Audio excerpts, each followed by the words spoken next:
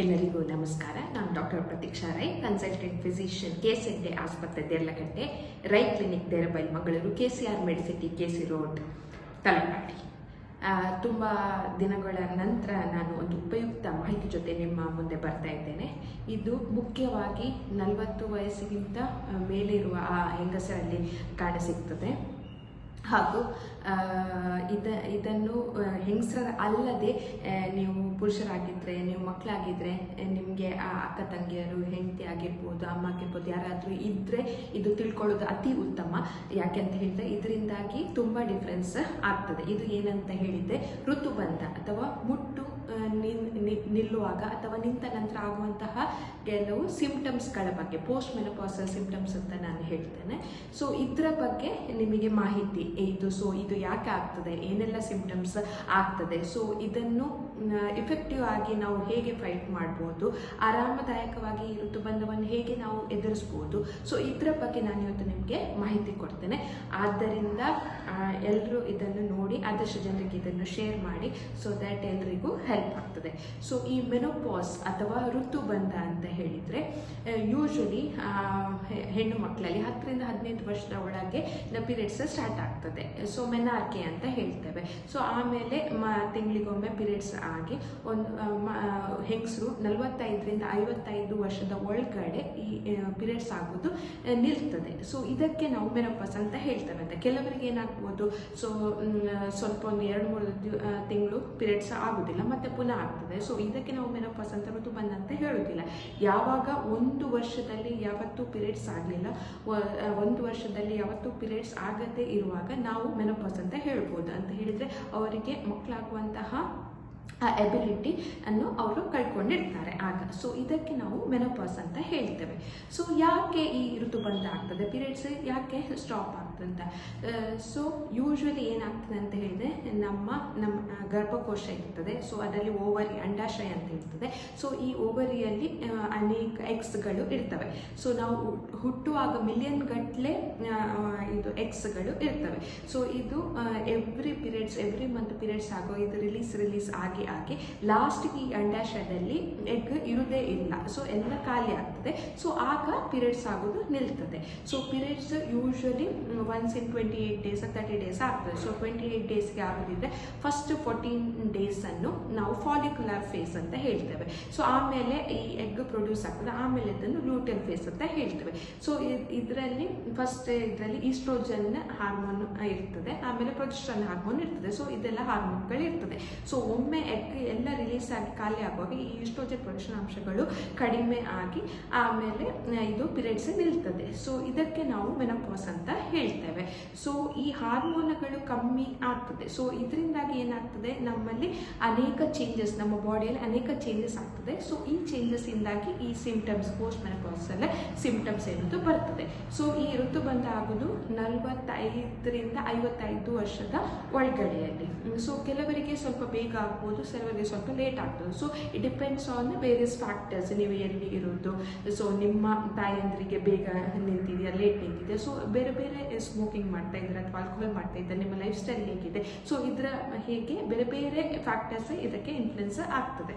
So ಈ ಮುಟ್ಟು ನಿಲ್ಲುವ ಒಂದು 4 ರಿಂದ 8 ವರ್ಷದಲ್ಲಿ ನಿಮಗೆ ಬೇರೆ ಬೇರೆ ಸಿಂಪ್ಟಮ್ಸ್ ಕಾಣಸಿಗ್ಬೋದು. ಸೊ ಇದಕ್ಕೆ ನಾವು ಪೆರಿಮೆನೋಪಾಸ್ ಅಂತ ಕರಿತೇವೆ. ಸೊ ಮುಟ್ಟು ನಿಲ್ಲುವ 4 ರಿಂದ 8 ವರ್ಷದ.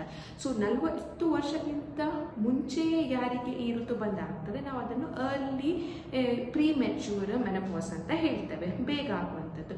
ಸೊ ಕೆಲವು ಇದು ರುಟೀನ್ ಆಗಿ ನೈಸರ್ಗಿಕವಾಗಿ ನಿಲ್ಲುತ್ತೆ. ಕೆಲವು ಸರ್ಜರಿ ಆಗಿರ್ಬೋದು, ಸರ್ಜರಿಯಿಂದಾಗಿ ನಾವು ಯೂಟ್ರಸ್ ವಿತ್ ಓವರಿ ರಿಮೂವ್ ಮಾಡಿದರೆ ಅಥವಾ ಕೀಮೋಥೆರಪಿ, ರೇಡಿಯೇಷನ್, ಹೀಗೆ ಬೇರೆ ಬೇರೆ ಫ್ಯಾಕ್ಟರ್ಸಿಂದಾಗಿ ಇದು ಬೇಗ ಪೀರಿಯಡ್ಸ್ ನಿಲ್ಲುವ ಚಾನ್ಸಸ್ ಇರ್ತದೆ. ಸೊ ಸರ್ಜಿಕಲ್ ಮೆನೋಪಾಸ್ ಅಂತ ಹೇಳ್ತೇವೆ. ಸೊ ಯಾವಾಗ ನಾವು ಇದು ಗರ್ಭಕೋಶದೊಟ್ಟಿಗೆ ಓವರಿಯನ್ನು ತೆಗಿತೇವ, ಸೊ ಆಗ ಪೀರಿಯಡ್ಸ್ ನಿಲ್ತದೆ. ಸೊ ಇದಕ್ಕೆ ನಾವು ಸರ್ಜಿಕಲ್ ಮೆನೋಪಾಸ್ ಅಂತ ಹೇಳ್ತೇವೆ. ಸೊ ಏನೆಲ್ಲ ಸಿಂಪ್ಟಮ್ಸ್ ಆಗ್ಬೋದು ಈ ಮೆನೋಪಾಸ್ ಆಗುವಾಗ ಅಂತ ಹೇಳಿದರೆ, ಒಂದು ಹಾಟ್ ಫ್ಲಶಸ್ ಅಂತ ಹೇಳ್ತೇವೆ, ಫುಲ್ ಮೈಯೆಲ್ಲ ಬಿಸಿ ಬಿಸಿ ಬಿಸಿ ಬಿಸಿ ಆಗುವಂಥದ್ದು, ತುಂಬ ಒಂಥರ ಬಿಸಿ ಆಗುವಂಥದ್ದು, ರಾತ್ರಿ ಎಸ್ಪೆಷಲಿ ತುಂಬ ಬೆವರುವಂಥದ್ದು, ರಾತ್ರಿ ತುಂಬ ಬೆವರು ಆಗುವಂಥದ್ದು, ಮತ್ತು ಎದೆ ಡಬ ಡಬ ಡಬ ಅನ್ನುವಂಥದ್ದು, ಕರೆಕ್ಟಾಗಿ ನಿದ್ದೆ ಬರದೇ ಇರುವಂಥದ್ದು, ಸೊ ತುಂಬ ಒಂಥರ ಸುಸ್ತು, ಡಿಪ್ರೆಷನ್ ಥರ ತುಂಬ ಮೂಡ್ ಸ್ವಿಂಗ್ ಇರುವಂಥದ್ದು, ತೂಕ ಜಾಸ್ತಿ ಆಗುವಂಥದ್ದು.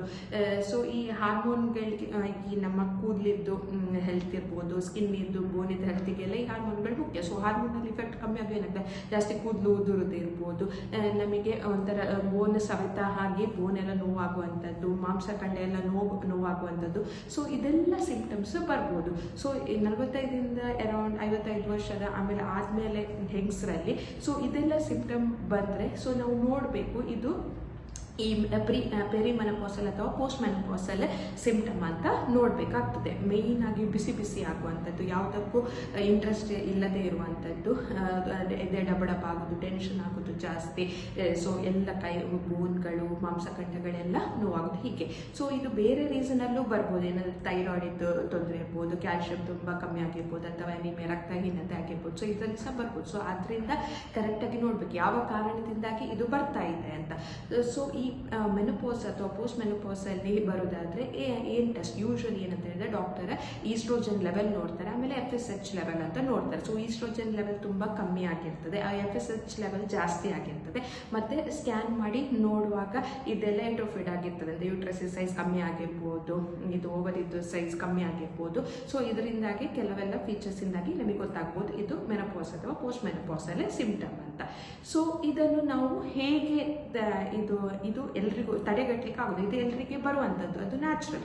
ಸೊ ಇದನ್ನು ಎಫೆಕ್ಟಿವ್ ಆಗಿ ನಾವು ಹೇಗೆ ಫೈಟ್ ಮಾಡ್ಬೋದು, ನಾವು ಆರಾಮದಾಯಕ ಇರಬೇಕಾದ್ರೆ ಏನು ಮಾಡ್ಬೋದು ಅಂತ. ಸೊ ಮೇಯ್ನ್ ಆಗಿಂತಹ ನಾವು ತಗೊಳ್ಳುವಂತಹ ಆಹಾರ, ಸೊ ಪೌಷ್ಟಿಕಾಂಶ ಆಹಾರ ತಗೊಳ್ಬೇಕು. ನಾನು ಯಾವತ್ತೂ ಹೇಳುವಂತೆ ಎಷ್ಟು ಬ್ಯಾಲೆನ್ಸ್ಡ್ ಡಯಟನ್ನು ತಗೊಳ್ಬೇಕು, ಎಷ್ಟು ಬೇಕೋ ಅಷ್ಟೇ ಕಾರ್ಬೋಹೈಡ್ರೇಟ್ಸ್, ಅಧಿಕವಾಗಿ ಪ್ರೋಟೀನ್ ಅಂಶಗಳುಳ್ಳ ಪದಾರ್ಥ ಮತ್ತು ಹೆಲ್ತಿ ಫ್ಯಾಟ್ಸ್. ಸೊ ಇದನ್ನು ತಗೊಳ್ಬೇಕಾಗ್ತದೆ. ಮತ್ತು ಮೇಯ್ನಾಗಿ ನೀವು ಫೈಟೋ ಈಸ್ಟ್ರೋಜನ್ಸ್ ಅಂತ ಇರ್ತದೆ, ಅಂದರೆ ನಾವು ತಗೊಳ್ಳುವಂಥ ಆಹಾರದಲ್ಲಿ ಈಸ್ಟ್ರೋಜನ್ಗಳ ಅಂಶ ಇರುತ್ತೆ. ಸೊ ಈಸ್ಟ್ರೋಜನ್ ಕಮ್ಮಿ ಆಗೋದು ಇದು ತಗೊಳ್ಳೋದ್ರೆ ನಮಗೆ ಅದು ಹೆಲ್ಪ್ ಆಗ್ತದೆ. ಸೊ ಯಾವುದರಲ್ಲಿ ಇದು ಇರ್ತದೆ ಅಂತ ಹೇಳಿದರೆ, ಒಂದು ನಾವು ಸೋಯಾಬೀನ್ ಅಂತ ಹೇಳ್ತೇವೆ, ಸೋಯಾಬೀನಲ್ಲಿ ಬೆಳ್ಳುಳ್ಳಿ ಗಾರ್ಲಿಕ್ ಅಲ್ಲಿ ಇರ್ತದೆ, ಆಮೇಲೆ ಈ ಬೀಜಗಳಿರ್ತದೆ, ಫ್ಲಾಕ್ಸ್ ನವಣೆಗಳಿರ್ತವೆ, ಪಲ್ಸಸ್. ಸೊ ಇದನ್ನೆಲ್ಲ ಅತ್ಯಧಿಕವಾಗಿ ತಗೊಳ್ಬೇಕು. ಆಮೇಲೆ ಮೆಂತೆ ಅಂತ ಹೇಳ್ತೇವೆ, ಮೇಥಿ ಸೀಡ್ಸ್. ಸೊ ಇದರಲ್ಲೆಲ್ಲ ಈ ಈಸ್ಟ್ರೋಜನ್ಸ್ ಜಾಸ್ತಿ ಇರ್ತದೆ. ಸೊ ಇದನ್ನು ತಗೊಳ್ಬೇಕು. ಆಮೇಲೆ ತುಂಬ ಖಾರದ್ದು, ಕಾಫಿ ಜಾಸ್ತಿ ಕುಡಿಯುವುದು, ಸ್ಪೈಸಿ ಫುಡ್, ಸೊ ಇದನ್ನು ಅವಾಯ್ಡ್ ಮಾಡಬೇಕು. ಸೊ ಇದರಿಂದಾಗಿ ಹೆಲ್ಪ್ ಆಗ್ತದೆ. ಜಾಸ್ತಿ ಫ್ರೂಟ್ಸ್, ವೆಜಿಟೇಬಲ್ಸ್ ಇದನ್ನೆಲ್ಲ ತಗೊಳ್ಬೇಕು. ಆಮೇಲೆ ಕ್ಯಾಲ್ಶಿಯಂಗಳು ಹಾಲಿನ ಉತ್ಪನ್ನಗಳಾಗಿರ್ಬೋದು, ಮಿಲ್ಕ್, ಇದೆಲ್ಲ ಜಾಸ್ತಿ ತಗೊಳ್ಬೇಕು. ನೀರು ಸಾಕಷ್ಟು ಕುಡಿಬೇಕು. ಆಮೇಲೆ ಎಕ್ಸಸೈಸ್ ಅತಿ ಮುಖ್ಯ, ಅಟ್ಲೀಸ್ಟ್ ವಾಕಿಂಗ್, ಬಿಕಾಸ್ ಇದರಲ್ಲಿ ವೆಯ್ಟ್ ಗೇನ್ ಆಗೋ ಚಾನ್ಸಸ್ ಇರೋದ್ರಿಂದ ಇದನ್ನು ಮೇಂಟೈನ್ ಮಾಡಿದರೆ ನಮಗೆ ತುಂಬ ಹೆಲ್ಪ್ ಆಗ್ತದೆ. ಸೊ ಫಿಸಿಕಲ್ ಇದರ ಜೊತೆ ನಾವು ಯೋಗ ಅಥವಾ ಮೆಡಿಟೇಷನ್, ಹೀಗೆ ನಮ್ಮನ್ನು ನಾವು ಆ್ಯಕ್ಟಿವ್ ಆಗಿರಬೇಕು. ಯೋಗ ಮೆಡಿಟೇಷನ್ ಇದನ್ನು ಮಾಡಬೇಕು. ಇದರಿಂದಾಗಿ ನಮಗೆ ಡಿಪ್ರೆಷನ್, ಇಮೋಷನಲ್ ಸ್ಟ್ರೆಸ್ ಆಗೋದು ಬ್ಯಾಲೆನ್ಸಲ್ಲಿ ಇಡ್ಬೋದು. ಸೊ ಇದೆಲ್ಲ ಮಾಡಿಕೊಂಡು ಸಹ ನಮಗೆ ಪ್ರಾಬ್ಲಮ್ ಆಗ್ತಾ ಉಂಟಂತ ಹೇಳಿದರೆ ಮತ್ತೆ ನೀವು ನಿಮ್ಮ ಡಾಕ್ಟರ್ ಹತ್ರ ಹೋಗಿ ಕನ್ಸಲ್ಟ್ ಮಾಡಬೇಕು. ಒಂದೇ ಅಬೌಟ್ 5 to 10% ಎಲ್ಲ ಮಾಡಿ ಸಹ ಜಾಸ್ತಿ ಪ್ರಾಬ್ಲಮ್ ಕೊಡ್ಬೋದು. ಸೊ ಆಗ ಡಾಕ್ಟರ್ ನೋಡಿಕೊಂಡು ಅಸೆಸ್ ಮಾಡಿಕೊಂಡು ನಿಮಗೆ ಈ ಹಾರ್ಮೋನಲ್ ರಿಪ್ಲೇಸ್ಮೆಂಟ್ ಥೆರಪಿ ಅಂತ ಕೊಡ್ತಾರೆ. ಅಂತ ಹೇಳಿದರೆ ಯಾವುದೀಗ ಹಾರ್ಮೋನ್ಸ್ ಕಮ್ಮಿ ಉಂಟಲ್ಲ ಅದನ್ನು ಕೊಡುವಂಥದ್ದು for a certain period of time. So ಅದು ನೀವಾಗಿಯೇ ತಗೊಳ್ಳಿಕ್ಕಿಲ್ಲ, ಅದರದ್ದೇ ಆದಂತಹ ಅಡ್ವಾಂಟೇಜಸ್ ಮತ್ತು ಡಿಸ್ಅಡ್ವಾಂಟೇಜಸ್ ಇರ್ತದೆ. ಸೊ ಬೇಕಿದ್ರೆ ಮಾತ್ರ ಡಾಕ್ಟರ್ ಅಸೆಸ್ ಮಾಡಿ ಅದು ನಿಮಗೆ ಹೇಳ್ತಾರೆ. ಸೊ ಇವತ್ತಿನ ನನ್ನ ಟಾಪಿಕ್ ನಿಮಗೆಲ್ಲರಿಗೂ ಹೆಲ್ಪ್ಫುಲ್ ಆಗ್ತದೆ ಅಂತ ತಿಳ್ಕೊಳ್ತೇನೆ. ಇನ್ನೊಂದು ಬರುವ ದಿನಗಳಲ್ಲಿ ಇನ್ನೊಂದು ಉಪಯುಕ್ತ ಮಾಹಿತಿ ಜೊತೆ ನಿಮ್ಮ ಮುಂದೆ ಬರ್ತೇನೆ.